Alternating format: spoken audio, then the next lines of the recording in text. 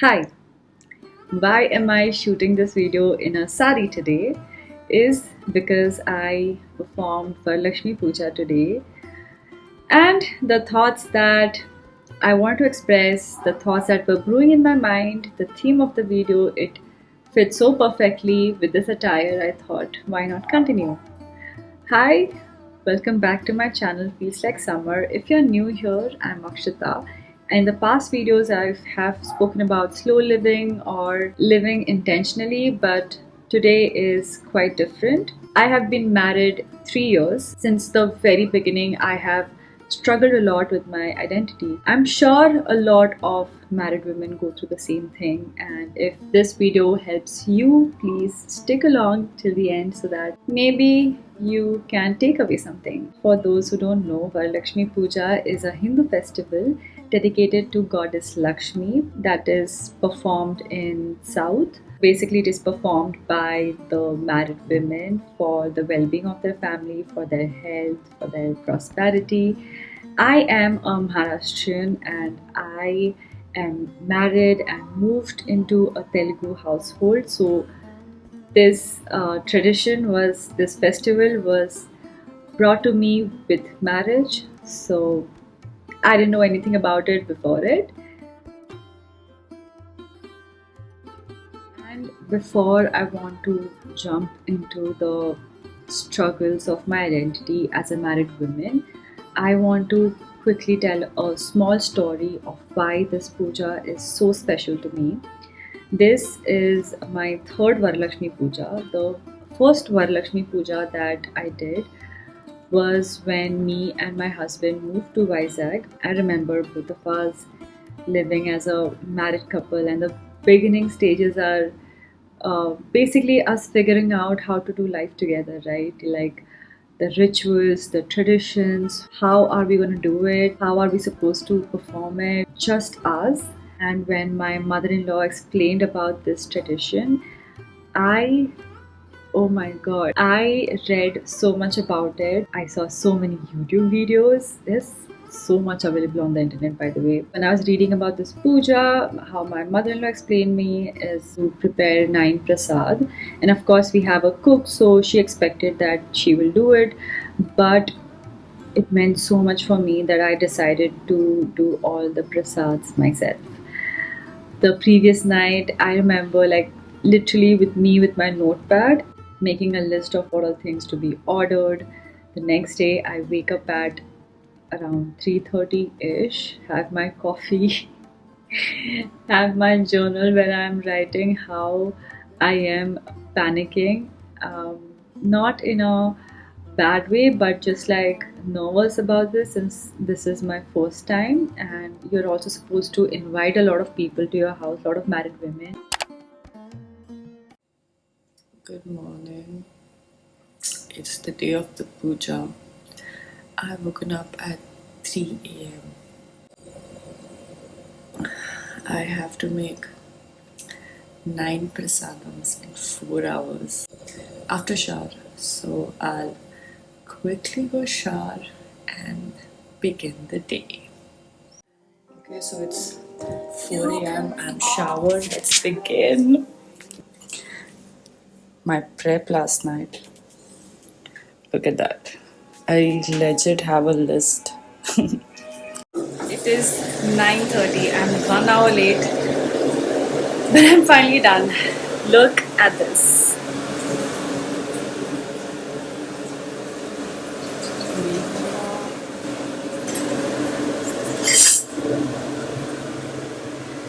Those are my 9 prasad items that took about 4.5 hours of cooking while my husband was decorating the place. Those are the tambulams that we're gonna give. How amazing is that? Look at this. We still have our idol to be placed over there, and we're done. No, no, okay, bas. क्या बोला आपने? This is for you and I have to eat this. Oh no! चींटी आ गए वो. चींटी आ जाएंगे ना Shit, उसमें. shit, shit, shit. नागमणि, తర్వాత కవర్ పెట్టండి ఇక్కడ and What is that show? Wow. సందులు Sundal. సుండలు Your husband's favorite. Not tasted అని పెరుగు Vada. వడ గారెలు బూరెలు Burelu. and last my favorite because this color is really nice rawa halwa How did you get orange that color? color kitna mast hai yaar. So I was very nervous how the dishes have come. We do the puja, it goes really well. Then we invite a lot of people, so a lot of married women come, and you're supposed to give tambulam, which is basically you're supposed to give a blouse piece, a small gift, eat leaves and all of that. After the puja, we are supposed to break the fast, have that prasad together. I remember my husband and my mother-in-law, their reaction was, oh my god, how did you cook it so good? And no, I'm not bragging because I tasted it, and for someone who has never made these and have not tasted it, I would have been blown. The reason I am being so specific about the details is because I felt so good after that. It made me feel closer to my new family. It made me feel closer to my husband because the teamwork we did was fabulous. Also, the first time I wanted to do, of course, it was not told that you have to prepare these yourself. It was told that my cook would be doing it. But the reason I wanted to do it by myself is because I wanted to do it properly. I wanted to take it all in. I wanted to experience it the right way.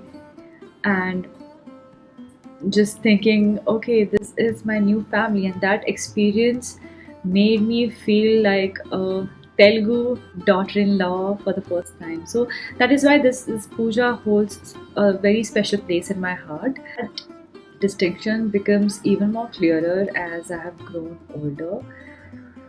Today is my third Varalakshmi Puja, and I don't cook every day. I haven't cooked all prasadams myself this year.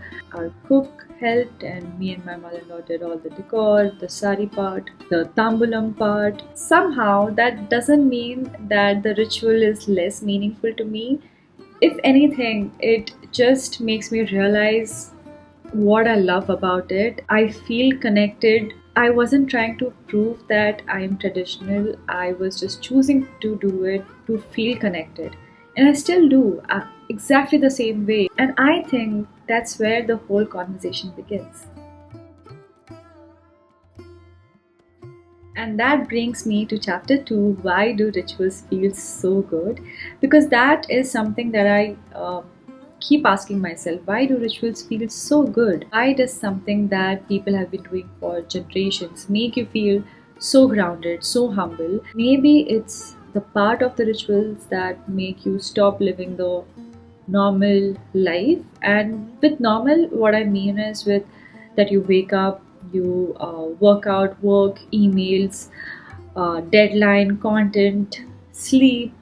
But when it's puja day, I know that the house is a little vibrant. Someone is getting dressed, someone is getting things, someone is cleaning the house, someone is cooking, and then you all come together, sit. None of your family member is on the phone.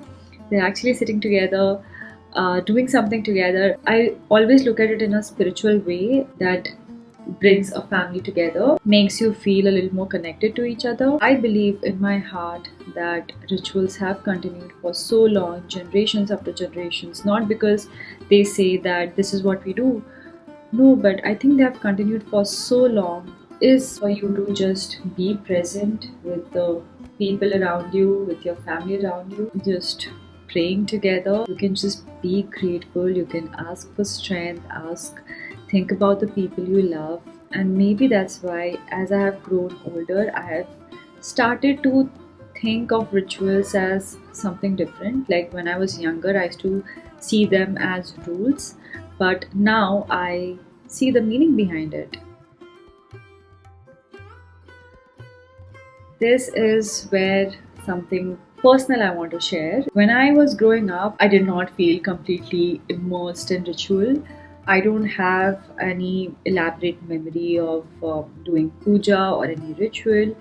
I just remember being told what to do, what to wear, what time to come home, what is okay for a girl and what was not. So I grew up in basically a very extremely patriarchal environment. And here is something profound I want to share with you. When you grow up like that, you automatically associate traditions with restrictions because traditions is not what hurt you, it's the lack of choice around them. And then I got married, I was part of another family, a Telugu family, much more traditional than what I had experienced growing up. But for the first time, I had choices. The questions I never had asked myself before, I started asking myself, okay, what do I believe in? Do I believe in God? Do I believe in rituals? Because I do not reject something simply because it was unfamiliar to me. I wanted to experience it, I wanted to form my own opinion. Because that choice was given to me, I was introduced to so many new things that I started having this internal conflict. I didn't want to lose myself, definitely. I wanted to understand before I decide whether I want this or not. Honestly, I'm still figuring it out. We have started treating traditional as a bad word. Imagine a traditional woman. What does come to your mind? A traditional woman could be someone who's submissive, someone who's probably not financially independent. And I understand why we've got there because there are traditions and expectations that are absolutely there to control women. But traditions and patriarchy are two different things, and we have completely blurred out the lines. Sari isn't patriarchy, puja isn't patriarchy, wanting to cook isn't patriarchy, wanting to have kids isn't patriarchy, wanting to move closer to your family isn't patriarchy. The problem begins when those things stop being a choice. When a woman is told that she's less of a woman because she doesn't want kids, or she's a bad wife because she couldn't perform something properly. And that distinction matters to me. Because I don't want to romanticize everything just because it's old, but I also don't want to simply reject anything just because it is traditional. Can I say something slightly controversial? Why does traditional women automatically means an oppressed one, and why does modern women automatically means empowered one? We have made these two words much more than what it is supposed to be. When you imagine a modern woman, she has a career, she is financially independent, she has a personality, she travels, she doesn't need anyone, but they're not the proof that they're free. You can have a career and still be miserable. You can have financial independence but still live according to others' expectation. Big one for me. You can look like the most independent woman in the room but still be terrified of someone's opinion. So maybe modern women doesn't automatically mean free. So what does it actually mean? Marriage changes the question. I think marriage makes it a bit more complicated because before getting married, you're just you, and after getting married, you're someone's wife, someone's daughter in law, you have a new family, and with that, there are little expectations. Some are told, most of them are not. A woman is given a checklist how to be a good wife. So, what is a good wife? Someone who cooks, she takes care of the house, she adjusts, she takes care of her husband, she keeps the house peaceful, she doesn't ask for too much. And somewhere between all of this, I always ask myself, where am I? Because I don't want to be the perfect wife. I want to be a good partner to my husband. And Those are completely different things. Being a good partner means I can love you without losing myself. I can respect your parents without completely disappearing into it. I can contribute to the house without the entire house being my responsibility. I can celebrate traditions with you without the traditions defining me. Maybe that's what I want my marriage to be, not traditional, not modern, ours. So, what do we choose? I think I have found a word that makes more sense to me than traditional or modern, and that is choice. Tradition is what is handed down to us.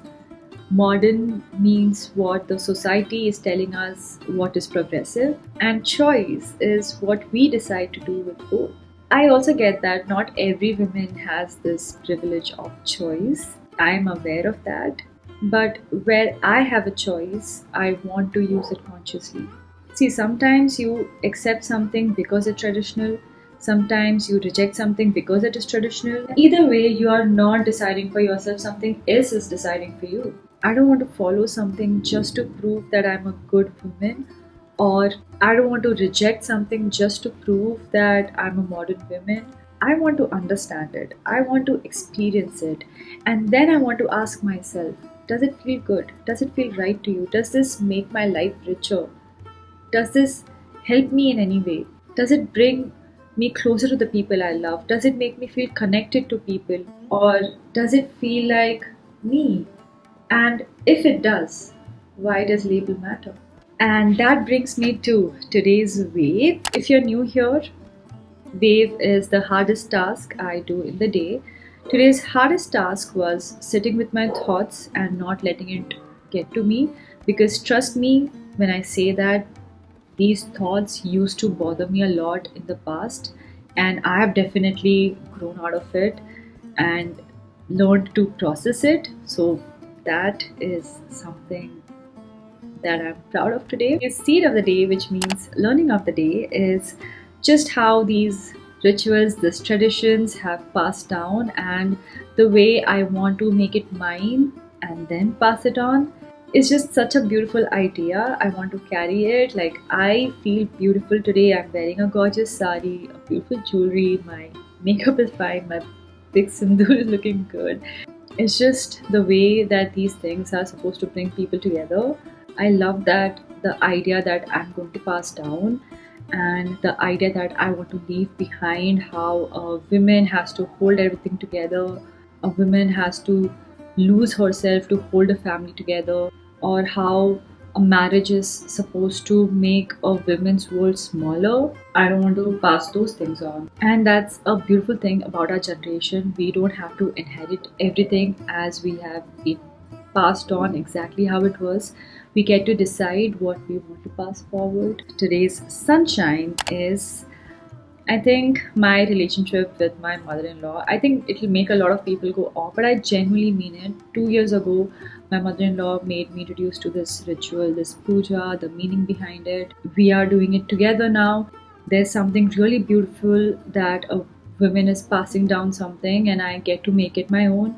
I'm grateful that marriage introduced me to parts of culture I didn't grow up with. I am grateful that I'm learning. I'm grateful that I get to question without rejecting or accepting it. And I am grateful to meet my universe, my God, like this, where I don't need to be someone else. I have to just be myself.